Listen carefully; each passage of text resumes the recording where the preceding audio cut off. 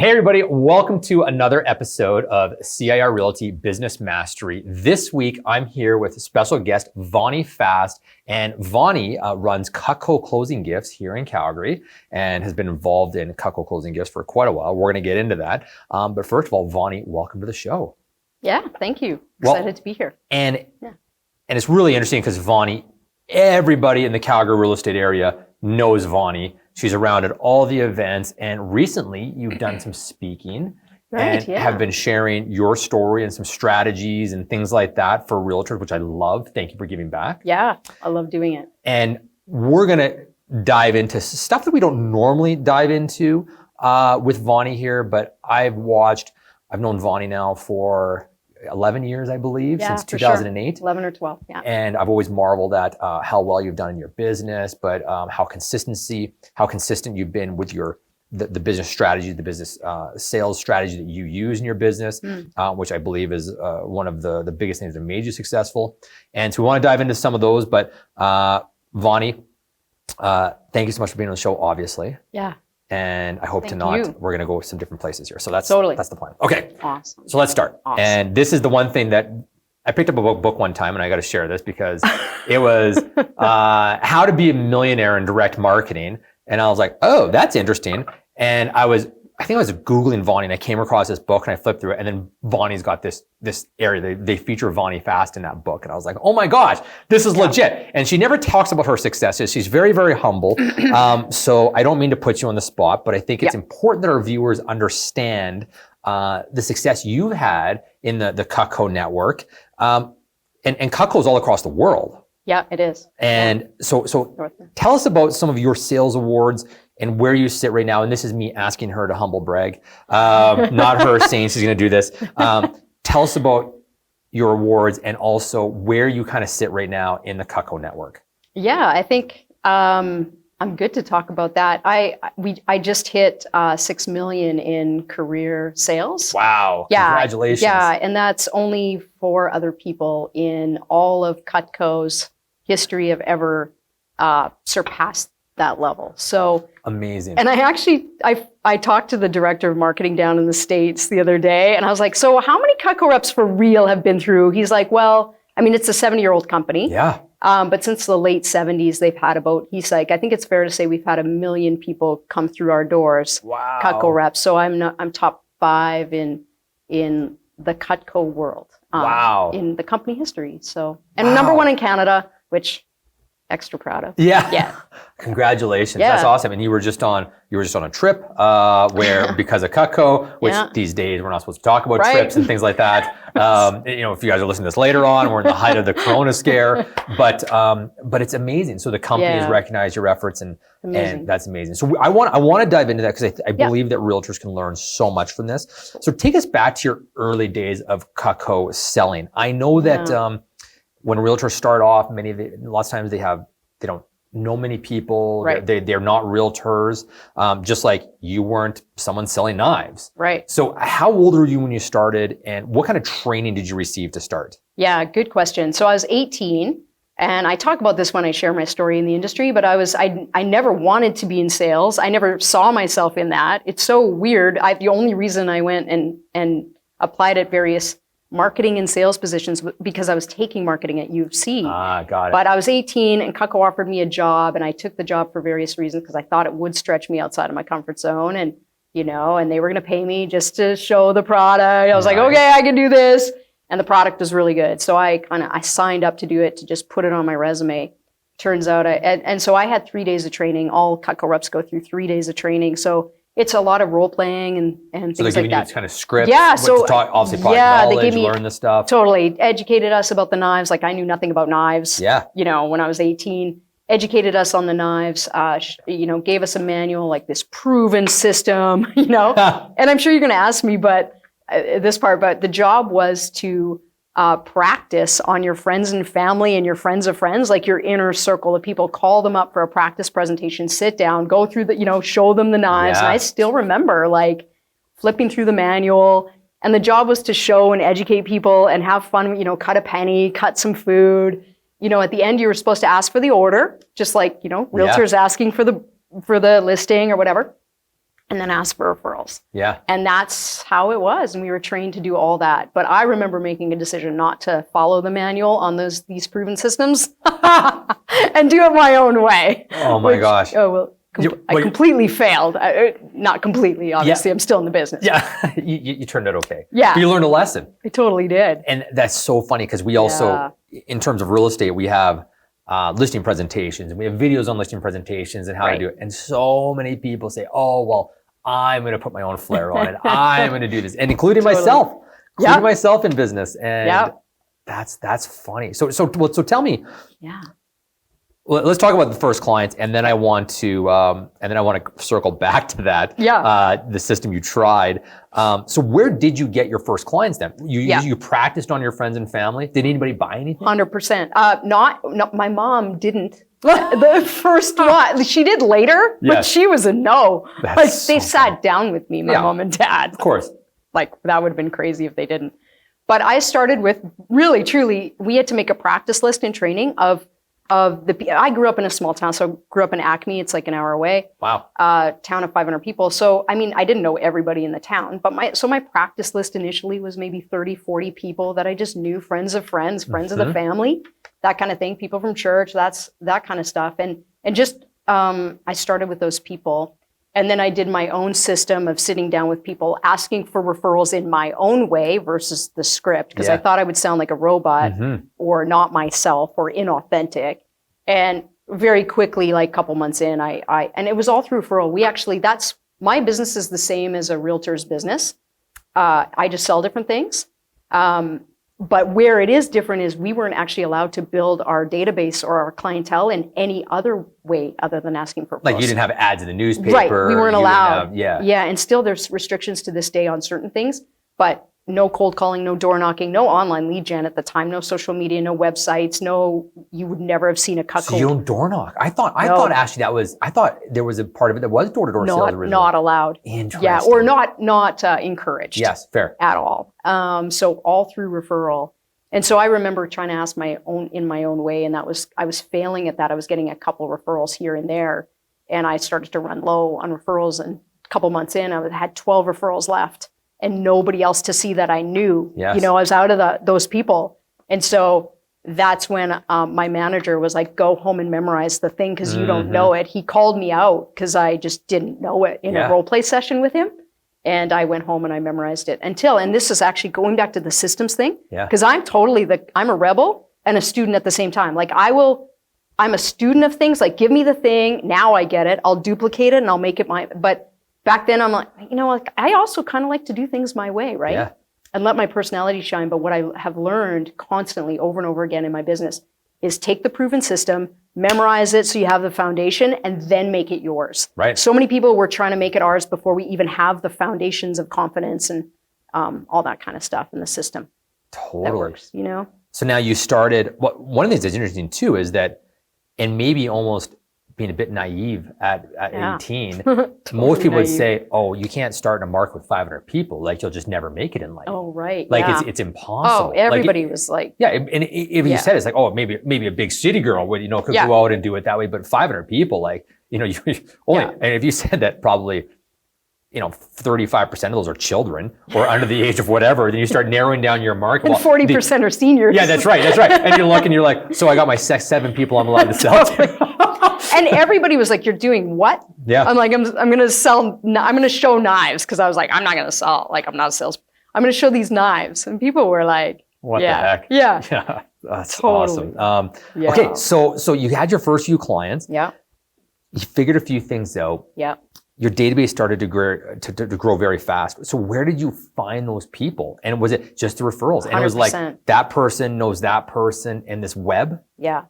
And so I learned how to ask for referrals at the end. I used the script that they had given me, and I even I embody that whole thing and do it for audiences. Do you remember how they 100%? Like how Let's to hear it. Oh, like me asking you for referrals? Yeah, like how did it work? What was the script? What was the Lindsay, now the thing is, what I teach people when I now speak on this is how to plant the seed ahead of time so that the ask is not awkward. So let's say you're selling knives to me. Yeah. You're not doing real estate. You're not trying to adopt this. So we would, before we even talked about knives, and you and I are sitting down, and you already know I've also been referred to you. Oh, yes. Through your friend and family. So we talk about the referral and how great that is. And then I talk about how I run a referral business, and they're like, oh my God. And Lindsay, you're like, really? You do that all through referral? I said, yeah, my goal is to see 12 people a week. And honestly, Mr. Jones, Lindsay Smith, if you end up buying knives today, zero pressure, by the way. I mean, you're going to love it. We're going to have a lot of fun. If you feel compelled to buy knives at the end, great. A lot of people do end up buying knives, even if they weren't expecting to. Yeah. But you won't feel any pressure from me. That's what I would say. And then I would say, but what matters most to me is that my goal is to have you like this presentation so much, like me enough, and trust me enough by the end to refer me to your friends and family, because that's the only way I can work. And so we'd have so much fun throughout. And then at the end, I'd be like, Lindsay, so here's where you can really help me out. And we're writing up the order or whatever, or not. Like, not everybody bought. And I mean, here's where you can really help me out. It helps me every time I show this presentation, as you know, but I can only show people I've been referred to.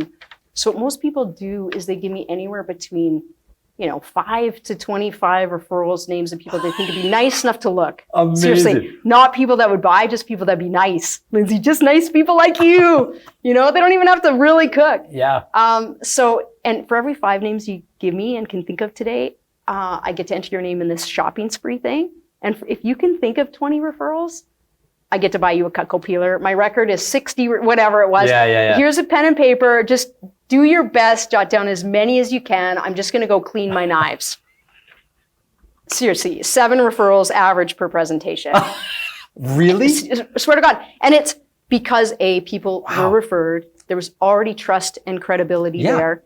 The product and the presentation was so fun, so light, so it's like great. you don't need anything. It's like you didn't need to buy anything. Right. And you planted the seed on the front end. Yeah. And I think I learned to expect referrals rather than almost ask. Yeah. Because it's just, not everybody gave referrals, but people did. People got into, my neighbor has to see this. And, and it's just, I think we sometimes get so afraid to plant the seed and ask, and just people often want to give back and help out. And I think realtors can take so much from that. Yeah. I think about, I love that. My attitude when I was selling, not my first year and a half, it was like close for the sale, blah, blah, blah, and be hardcore about it. And then at the end of it, and it's funny because of course you're always out of the business. Yeah, exactly. Always be closing. Mm-hmm. But now, and it's funny because we talk about old school, but I mean, this was, it wasn't super old school. Yeah, that's, we're talking, this is 25 years ago. 25 years ago. So, but still, I mean, the point of saying to someone, I'm in a listing presentation, and it's like, if you guys choose to list me, fine. Great. Right. My goal is to educate you. My goal is to have fun. Yeah. And my business is built off referrals. I would love to show people what we can offer and help educate them about where the market sits, where your home is, blah, blah. You sort of check off all the boxes, give them value, educate them, tell them about this, tell them about that, blah, blah. And then just say, and I can only do it by working with great people like yourselves. My statement. So perfect. Yeah, my statement is always just like, I know great people know great people. I love that. And then my other one I always say is I've never had a bad meeting with a great person. Yeah. And for so realtors, I think that can just be, and that's not what I did, but if I went out there today and did that. Yeah, you can map all of what we're talking about to real estate. And actually, when I share my story, I have a script that I give realtors for planting the seed. And it's just like that, a little bit different than what you said, but it's something that they can take. I'm not promoting my talk here, but I'm just saying, planting the seed, it's so powerful, just the way you did it.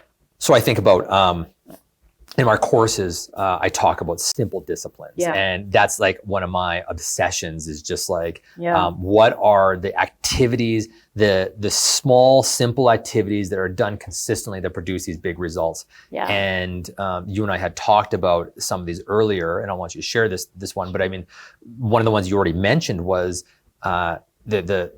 you practiced and you internalized that script. Yeah. And that's a simple discipline. And then you start doing enough presentations, you get to practice it all the time. Right. Yeah. But you don't need to necessarily say, okay, today at 2:00, I'm going to do my practice time. Yeah. But refining your craft, and at the beginning, as you do that, your manager's like, you better learn this script, go back, and you got to learn it. Yeah. So tell us, in addition to learning the script now, your success, it starts taking off, you're doing it. What did you do consistently? What was it that ended up, like you said, I got 12 appointments. My goal is to see this many people. What was this one or two simple disciplines that made the difference for you? Yeah, great question. So I learned in addition to practicing and trying to master my craft behind the scenes and learning by doing, I would say one of the simple disciplines was to write my goals down and to visualize them. That was one of the first things I learned, especially when I started to get excited about the job that I never even thought I would get this excited. And then I started to set goals. And I remember writing, kind of making a thermometer, seriously, put it on my dorm wall, right? And I was like, I'm like the geek of the dorm at university with my goals on the where I could see them. So that was one thing is but the other one, I think the main one that I've carried through all my 26 years in business is at first as a student, because I was selling Cutco around school, I made calls on Thursday and Sunday nights. Yep. And it was like a routine. So it was a habit. It was a routine or whatever you want to call that. It was something I always did. And I would dread it. Like I never loved doing it. But once I got into it, it was fine. Like it was like if you don't like working out and then you just go to the gym anyway, right? Whether you feel like it or not. So I think, and then that discipline led to 20 calls a day, which when I was a full-time career sales professional, I've carried that all the way through. I don't count anymore because I probably make way more than 20 calls in a day. Of course. Or less. Like depends. It averages out probably. I don't have to do it. But it taught me a few things. Making 20 calls a day, we were encouraged to, and I learned this really fast, to just tick off the activity. And whether it was a no or a not home or a yes for me to come over and show. I remember I'm calling warm leads, these referrals, but they still don't know me when they pick up the phone. And so I'm making calls. And I would celebrate the activity only. And so I learned really quickly that I have a result that I want, I have an outcome, and every outcome that any of us want or anybody wants, I have a process that'll lead up to that. Yeah. So I can take my goal of however many sales I want to make, I can chunk that down to 12 appointments a week, which I can chunk down to 20 calls a day. And then I would celebrate and commit to the process rather than attaching myself to the short-term results of that process. So that has been probably my biggest lesson, one of my biggest lessons throughout my entire career. Keep committed to the process and not go with the result. I still do sometimes. I get attached to things, but and you can't control who's going to say yes and who's going to say no. You can't control what's going on in their life financially or whatever else, or whether they just bought their knives somewhere else. But the point is like you said, I can do this. I can trust my process. I can make my 20 calls. I have a script that's been proven. I'm not questioning it. Right. And I book my appointments and I do them. And you can reflect at the end of an appointment, say, oh, what went bad, what went good here. Absolutely. Of course, adjust. But man, like it's beautiful. Like it's absolutely beautiful. Trust the process. I love 100%. That so much. And it taught me about not waiting for motivation to get to activity, but through activity, I become motivated. And it really taught me about the first call is always the hardest, like, just get her done, just like take that baby step. Like even now when I go home from work or sometimes I work from home, but if I'm out on appointments, I'll get home and I'll get into my workout gear immediately because I'm just ready then for my workout. Like that's just a no-brainer, right? So it's just taking those baby steps and just make one call. So 20 calls a day. Love that. They always call it the 100-pound receiver. Right. Like for realtors, that so first call is like, the weight of that thing is unbearable sometimes. Totally. But once you get in, action precedes motivation. Yep. Man, you nailed it. So take us through how you started work with the realtor community, because you had success. Actually, what age were you when you did this full time? You said, this is what I'm going to do full time. Yeah. So I was 25. And I was actually in management. I'd gone from being a student to managing a sales team.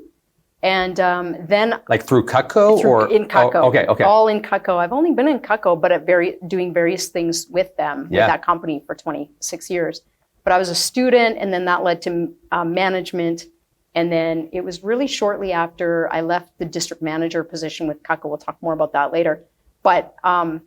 And then I started selling more as a career sales professional. So that was around when I was 26, 25, 26. So 20 years Wow. I've been. And then 12 years ago, Cutco came out with, 13 years ago, the closing gift program. And they piloted it down in the States, in Portland. And it just went boom, like in a good way. Yeah. Across the country. And they invited the top reps in each area to expand their businesses. And I'd been in-home sales for 15 years. Wow. Yeah, going, do I want to cut another piece of leather and cut another penny for Mr. and Mrs. Jones? Kinda. But I'm totally curious what else is out there Am I for really me. cut out for this? I could keep Oh, going. that was a really good one. We should totally make knife jokes. Yeah, throughout the whole totally. thing. But yeah, so keeps us sharp. Yeah. Anyways, I'm done. I'm totally done. Oh man, this is where people are like, yeah, come okay, on. what's Come next? on. They're making their own knife jokes right now. Addie's smiling. That's all that counts. The three of us thought it was good. Totally. I liked it. All right, continue. But yeah, so I took the opportunity, and it was like a huge stretch for me. I was like, this is new. I'm going to have to speak, and I don't like speaking in front of people. Another thing when I met you, practice, it was still like I was so nervous. Yeah. But I decided, why not try this? I'll keep my in-home sales going and service appointments and all that, and some of the trade shows I do. But I'll ease my way into bringing this program to realtors here in Calgary, which is my kind of quote-unquote territory. And it just was amazing from the start, in the sense, it wasn't easy, but I can tell you, I mean, how I started, when I knew I was going to bring this program to realtors, I had to get referrals to realtors, right? Same principle. Same principle. So I started asking my in-home clients whenever I did a demo or a service call for leads to their realtor, referrals to their realtors. People Really? were more than happy to refer their realtors. Yeah. That's crazy. So that guy If calls me they all the remembered time. them. Yeah.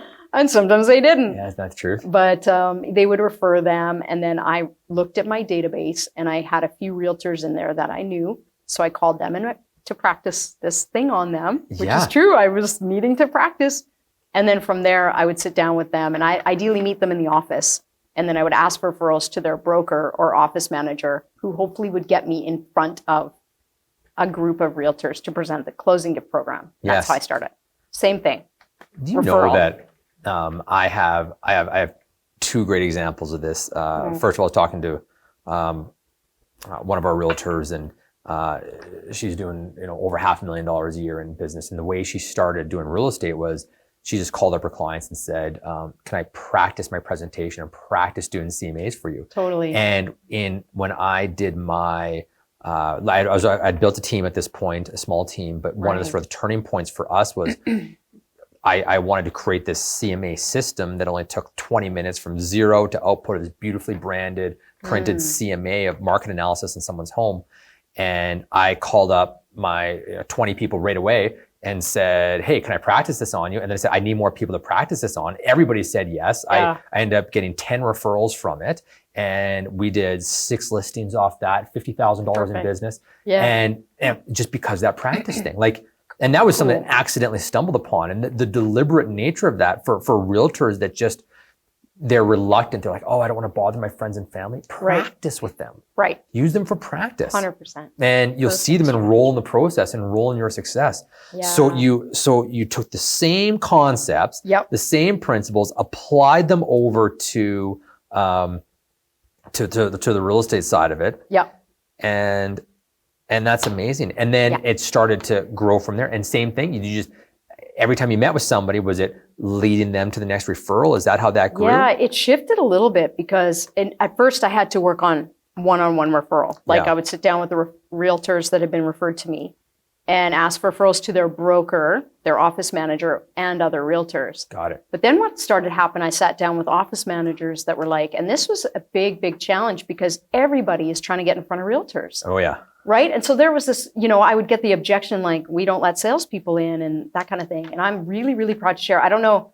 I'm, again, just really practiced and tried to master my craft and bring value and all of those things.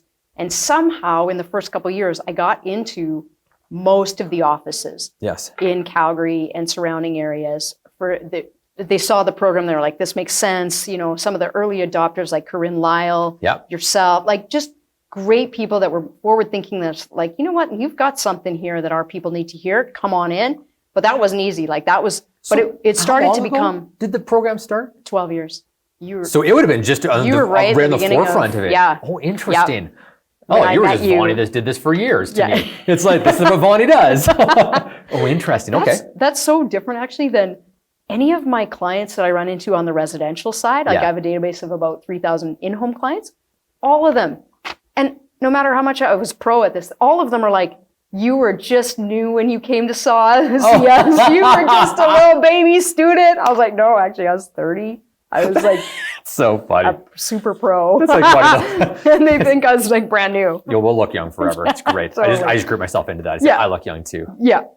Just it's wishful thinking. Yeah, wishful. Totally now. But so you got in. So you were the first person you got in. And and then I didn't have to. I actually got so busy so quickly being in front of groups. And as you've seen my process, present the closing gift program, which I practiced to be able to nail it in front of groups and get business cards of agents that were interested and then follow up one-on-one with them. I stopped asking for referrals, actually, to be honest, because I was too busy. I just couldn't keep up. Yeah. And so now, after 1,500 realtors that I've worked with that are on my database, I'm almost coming back to, I still do presentations. I'm expanding my speaking and all that and the value I can bring. But, even now I'm like, my goal is to get 50 direct referrals from my best clients this year.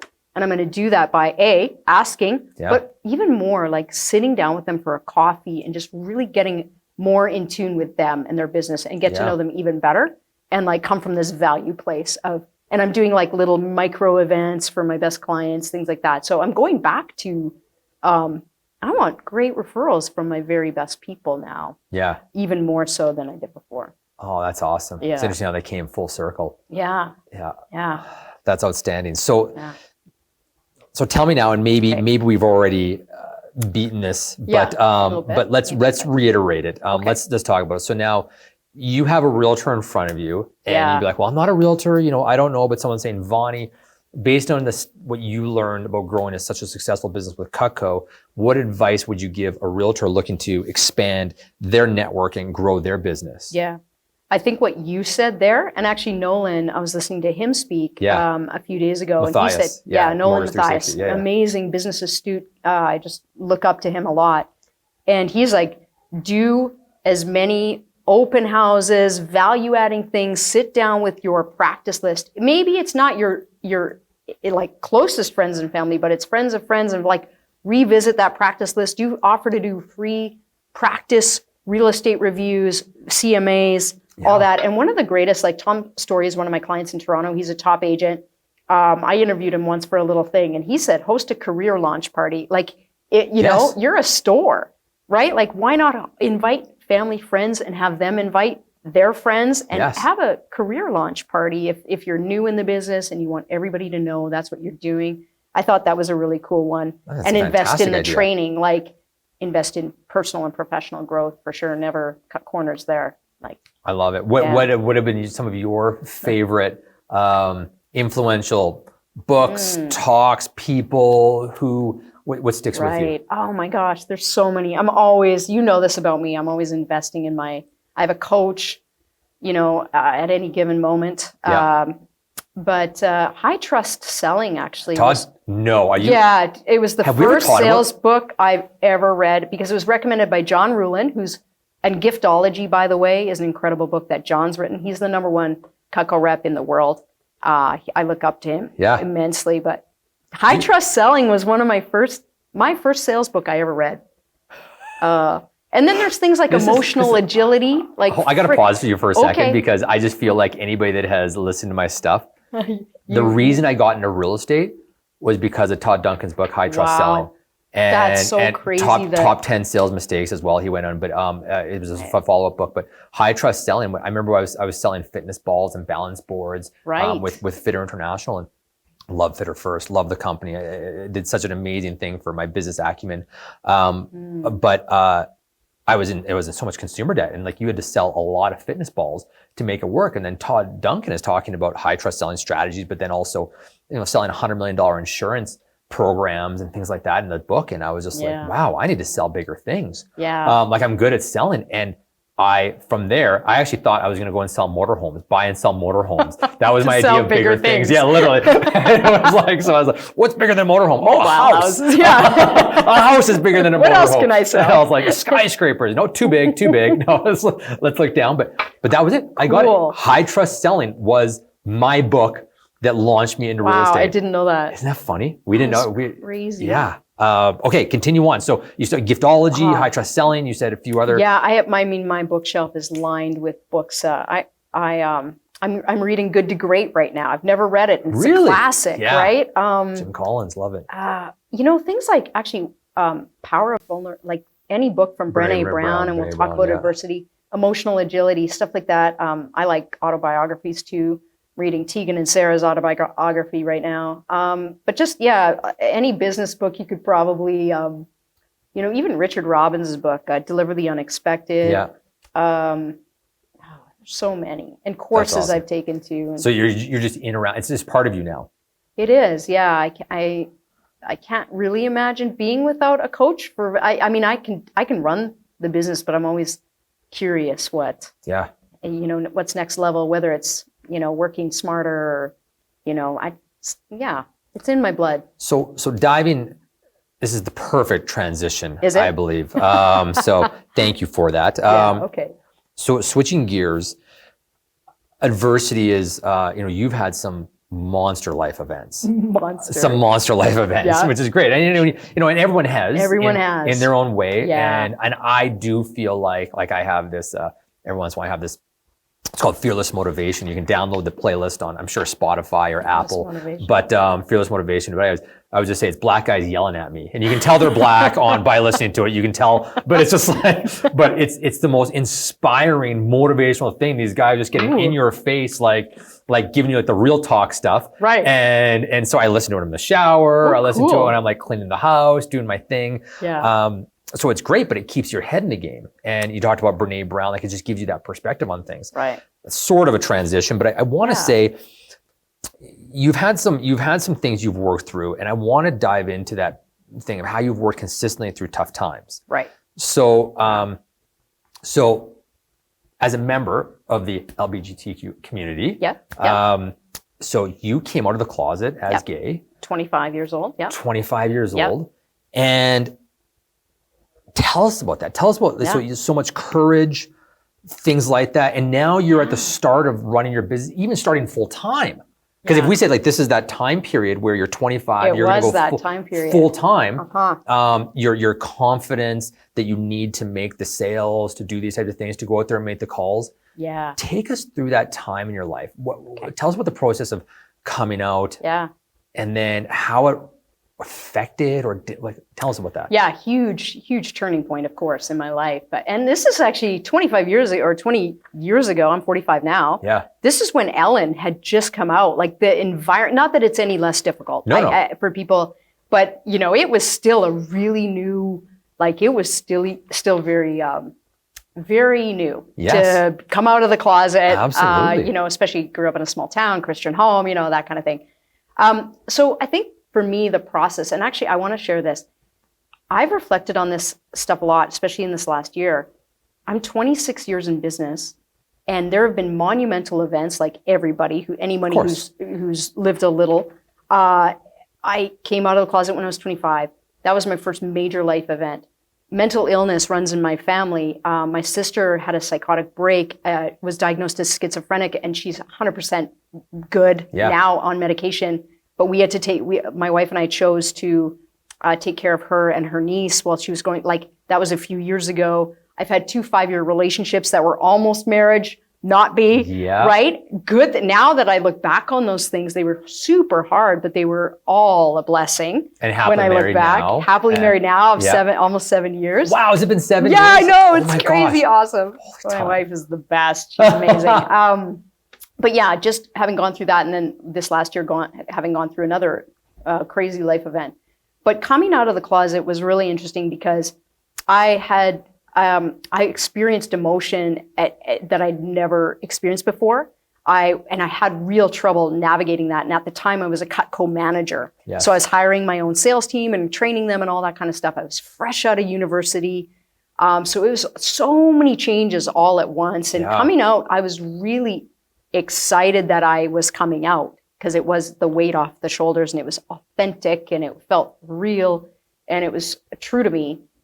Parents didn't take it well, all that kind of stuff. So it was, I actually, I didn't like management very much. It wasn't my thing. And I would have given it up and gone back to selling eventually. But I think coming out was kind of a catalyst for letting that part of the job go that I totally didn't love if my heart wasn't in it. Yeah. And I went and traveled for 3 months. I backpacked around Europe, England, Scotland, and Ireland. Newly gay, newly out, like, you know, just like had my backpack, Canadian flag. I'm gonna have the best time ever. And then I'm gonna come back. And I came back and I fell into a deep depression. And I'd never, ever experienced anything like that. Didn't know what it was. So I went to the doctor and got medication, which I was very ashamed of. But now I get it. Some people, you know, and I was on medication for 6 months. And I started to get to a place of being functional. But why I'm telling you that is because I realized one life lesson, wherever you go, there you are. I couldn't outrun myself. Alcoholics Anonymous. That's it's such a powerful statement. Right. And I came back and I had gone and traveled, but I came back, I was still me, still dealing with all of the things. And I really actually, when I came back from traveling, didn't know exactly what to do next. And I think that there was a lot of uncertainty, and that's part of why I went into a depression. And then I applied at some different jobs. Was I going to stay with Cutco? Was I going to go into Cutco more as a professional? And I finally decided, and I remember this moment, I still had my office. It was bare, but I still had the lease. And I sat down and my phone still worked. Isn't that crazy? Yeah. And I sat on these signs that had been recruiting signs for my sales team, and I picked up the phone, because it was the only thing I knew. Yeah. And I didn't have a lot of confidence. Like so much had happened. And, but I made one phone call.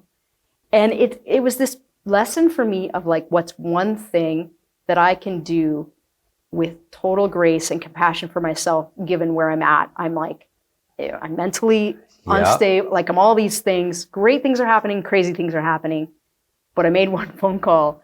And out of all of the life events I've had, Cutco, my business, has been the only constant. Yes. It's nuts to think of that, but it has.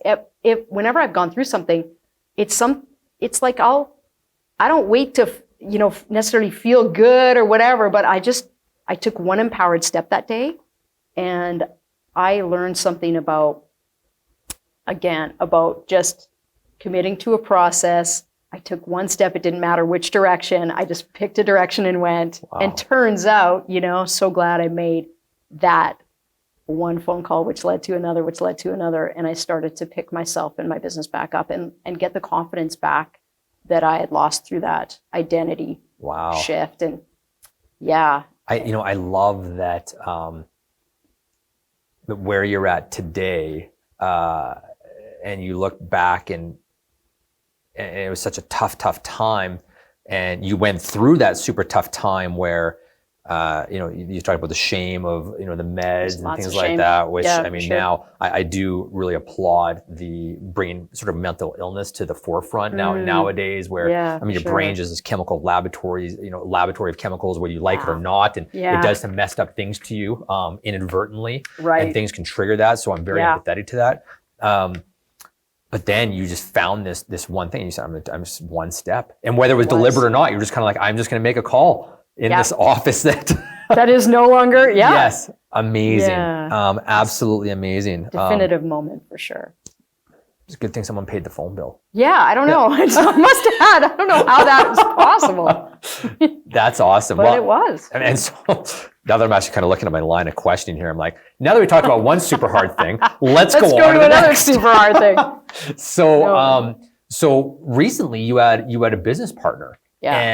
And there was, you guys were working together, some cool new initiatives and things like that. And then there was a split. Yeah. And it didn't quite go as smooth as it could have. Yeah, totally. Tell me about that. Tell me about, and you don't need to go into the details about everything, but just like, you and I sat down and talked, or we talked, and it was something I could tell was hard on you. Super hard. Because a friend Yeah. And now it's, you're going your own separate ways, and it wasn't as smooth as it could have been. Right. Yeah. So take me through that and how you managed to, because now you have this rhythm where your business and you got appointments to go to the next day. Totally. So it's like, this was different. How do you show up for those appointments? Like, 100%. How do you show up for that? Yeah. Yeah. My business is no longer, I suppose if I had, and I have systems in place where I could leave and go travel for 3 months, but my business is different now. It looks different. The store's open every day, 9 to 5, or whatever, right? Absolutely. Like, and it's a thriving business. There is a lot going on all the time. I have staff, it's just, there's a lot going on. So, without getting into detail, what's so cool is I learned so much about myself through the previous hard time. Hard times, I guess. And this one, it was a friend of 25 years, colleague, and we decided to partner. So it was a very short-term business partnership, and things shifted really quickly, and it just did not work. And I found myself actually, for the first time in 20 years, I found myself back in the place I feared most, which was being depressed again. I had not been, even though I had gone through many challenges for 20 years in that span, I'd never gone back to a place of depression. And so what I did this time, I was like, I recognized it right away. I was like, something's up more with me than normal, dealing with a normal bad day. Totally. I'm like, I'm going to go to the doctor. I'm going to talk to my doctor. I'm going to get into therapy. And I took all of the empowered steps because I could not control what was going on outside of me, the chaos. And this would apply to anybody going through anything tough in their life. Even think of coronavirus and all the stuff that's going on, and it feels like chaos, and there's a lot of uncertainty. And I felt really vulnerable. I grabbed the, emotional agility, started to read it. Like I defined for myself, I actually made optimal health my number one priority. It hadn't been, weirdly. Yeah. But I made it my number one priority really, really fast. Financial, emotional, mental, physical. I got into there. I found a great therapist to work through these things together with her. I have an incredible support network. My wife was there every day. Yeah. And I really did make 3 conscious decisions, like other than the optimal health is my priority. Yeah. Because if I'm not healthy, I cannot show up for work. I cannot show up for people that count on me, cannot show up for my wife, can't show up for my clients. And I'm gonna. So I showed up for work every day. And, I have this phrase, and I got it from another speaker, but it's like, it's okay to suck. It's not okay to skip. And so some days, I like that. Yeah, isn't that great? And I'm a super consistent person. I will follow through, but I showed up for work every day. And actually, funny thing, during this crazy hard time of this last year, I had some of my best events. I don't know. Sometimes I'd cry 15 minutes before I spoke because I was talking to my manager or I was talking to my wife. And and that's the other thing is, you got to get real with people. You got to I'm not going to cry in front of my client in a presentation, but I'm going to, if I've got emotion, I'm going to find a safe space to let that out and honor that. So these are all the things I've learned having gone through struggle. But I showed up for work every day. I showed up for my workout every day. And I showed up for meditation. I suck at meditation, I feel. I'm not very, I have really crappy self-talk about my thoughts. Yeah. You're like, shut up, Vonny. Yeah. I still showed up every day for the 3 things I know keep me good. Yep. No matter what else is going on. And so that's me, I don't know. I don't know what else to say on it. I love so much about that is that you said, listen, I know the things that are positive for me. Yeah. I know the things that I do. And I know so many people that when adversity happens, it's the first thing they skip. They have a sick loved one. Right. And they think, oh, well, I need to be skipping my my business generation activities. I need to skip going to the gym. I need to do these types of things because this person needs to become my priority. But it's like you need to be your priority. It's like you need to. Yeah, because if you don't put your gas mask on first or your oxygen mask when it falls out from the ceiling, how can you help anybody else? Right. And so I think that's amazing. Plus, you also weren't afraid to say, there's people out there that can help me. My support system, having a therapist without shame. It's like, gosh, I can take advantage of these things. I love my therapist. Yeah. But you know what I love about that? Yeah. It's just like, it's like, this makes me feel good. Yeah. This is right. They're a professional and other people have gone through this stuff before. And so I always love the saying of I'm not unique. We love to have this sort of superiority complex sometimes, but with 7 billion people on the planet, it's like somebody else has been in this similar position. And as a first-time father now, I'm also learning. I'm listening to like these baby books, Forefathers, and which there aren't that many, but you go through it, and you're just like, oh, okay, yeah, this is how other people feel. This is how other people experience this. This is what other people noticed, and so I absolutely love that. And man, it's okay to suck. It's not okay to skip. Totally. Do you know who said that? Like, I love it's Sharan. His last name's hard to pronounce. No worries. I'd love to quote give credit to that. It's on my social media. I liked it so much. But yeah, it's like this combination of getting real and honoring what's really going on. And then still showing up for me for the things and routines and habits that I know keep me. Like, I actually do better when I'm out and about. Like, as much as in hard times I at least want to sometimes isolate and just think about it and reflect. I was like, absolutely, I get in my head. Yeah. Like, I'm just way better when I am out there with people, bringing value and loving on people and helping people. And so, and doing my workouts, even my body even felt heavier during that time because I wasn't doing very well and I was picking myself back up again. But I just worked out, and it sucked. Well, and I love it. I didn't skip. But yeah, brilliant. Because it's good for me. Yeah. Yeah. I love how you. We used to run marathons and the ultra stuff, and there was like a did not finish a DNF is much better than a did not start. Dead last is better than a did not finish. A did not finish is better than a did not start, and that's what DNF is. So that's a nice thing. But I love how you said. I can't just sit back, isolate, and sulk.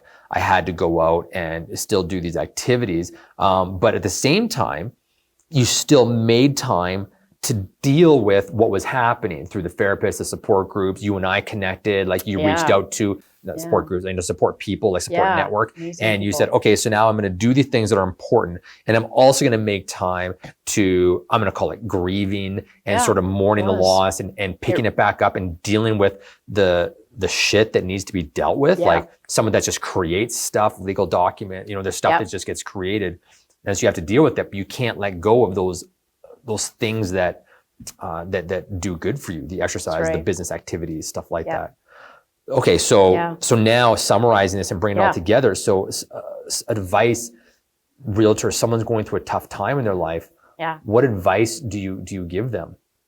Yeah, I mean, I wrote some things down. I think I've already, and it's cool to think during this time, like my business didn't skip a beat. It was amazing. We were up 40 grand last year, even in and I actually also gave, that's crazy to think of now, having gone through what I went through, that we were up. So, number one, I think the advice I would give, I mean, everyone's situation's going to be different of course, but number one is get real.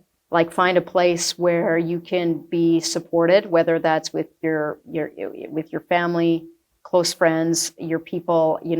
I was pretty transparent. I never got into content with my clients, but I remember like closer people, like honestly, I would say when you asked me how I was doing, my eyes were probably red anyway. I was like not going to hide anything. But I shared a little bit with you of like, it's actually going through this thing, and be real and honor what's going on and validate and I think having those safe spaces for myself. So invest in creating a really great support network. Number two for me is become financially savvy, save money, because I've always been a really good saver. Nice. And even my wife and I were talking about the coronavirus, and I had 3 events canceled. Yes, but then I booked 2, and I know it's, I know my business event wise will take a hit. It's going to force me to get a little bit more virtual, do some things that I haven't had time to do. Right. And, but we have money in an emergency fund. We've got all of those things and just, it really does, when you can save a little bit out of each paycheck, and it really makes a difference in how you approach your business. Number 3 would be it's like that, what's one thing that I can do? I love that. And I think you speak of it. I've heard you talk about it as what's my inner circle or locus of control. Yeah, locus of control. Big time. Yeah. Of like, I really define quickly for me, what's empowered action for me that I can take daily for myself that's aligned with my values and my goals, and regardless of what's happening outside of me. And I think the other thing is systems, creating systems for the what if day. For what every one of us is probably going to receive that phone call at 2 a.m. that somebody is struggling with their health or something. We're all going to go through something. Absolutely. If we haven't already. And what systems do we have in place for our businesses so that if we need to be absent, if the store had to close, in my case, it didn't have to close for a bit, but what systems do I have in place so it can run on a little bit more of autopilot, so I have somebody in place that can actually just take orders if I'm out of the field for, you know what I mean? Yeah. We set up for vacations, but do we set up for rainy days?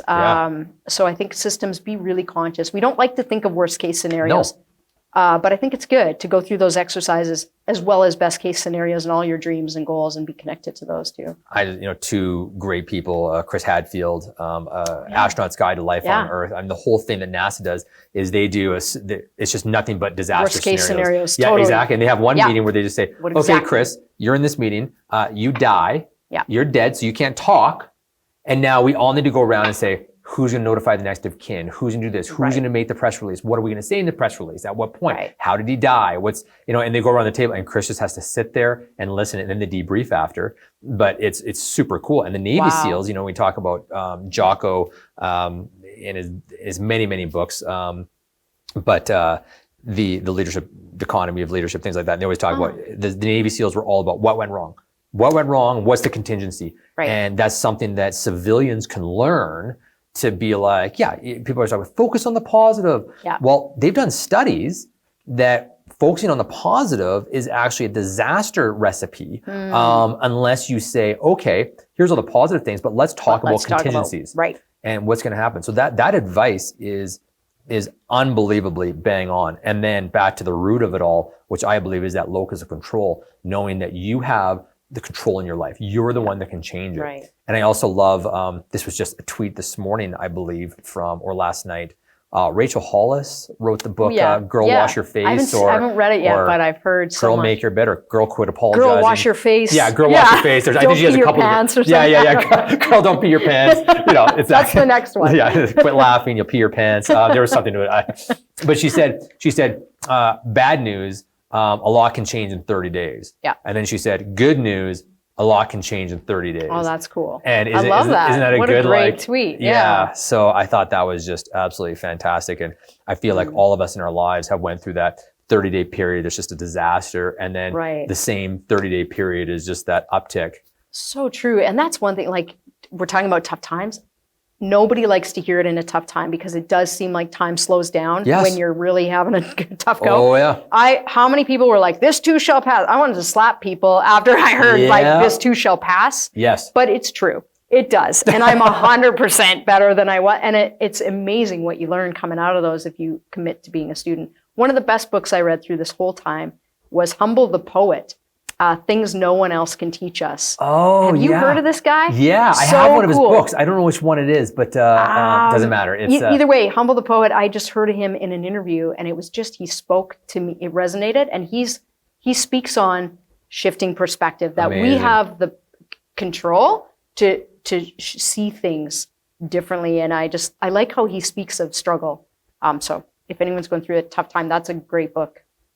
Vonny, thank you so much for your time here and giving back and doing that. I think you just have such a cool story, and I love how consistent the activities are, and it became this root in your life that you could fall back to, this sort of this constant. And you're a perfect example of, and I know you've done so many new things, but they talk about it in Ninja, just being like, real estate or your business should be the boring aspect of your life. Get your drama somewhere else. Go skydiving, do these things. But you just have these activities systems you do over and over. Yeah. It's okay to adapt new things, but have that consistent implementation. Yeah. I just love it. Thank you so much for your time and sharing us with Realtors. Awesome. Cool. Thank you. Everybody, I hope you guys enjoyed that.